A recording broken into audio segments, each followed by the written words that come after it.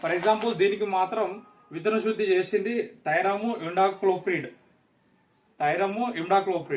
Thiram వచ్చేమో fungicide అంటే soil born, seed born disease ని ఏవైతే ఉంటాయో వాటిని రానియకుండా అటాక్ చేస్తూ ఈ థైరమ్ అనేది వాటి మీద పాయిజన్ గా పనిచేస్తూ రానియకుండా చేస్తుంది.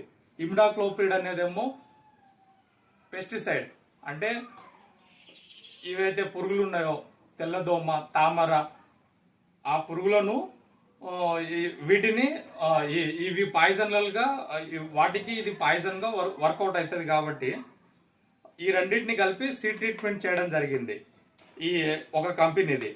ఒకవేళ అన్ని ఇదే దాంతో సీడ్ ట్రీట్మెంట్ జరిగి ఉంటుందా అంటే అట్లేముండదు. ఒక్కొక్కటి ఒక్కొక్క సీడ్ ట్రీట్మెంట్ వాడతారు. ఇంకో విషయం, దీని కింద రికమెండేషన్ కల్టివేషన్ యూజ్డ్ బై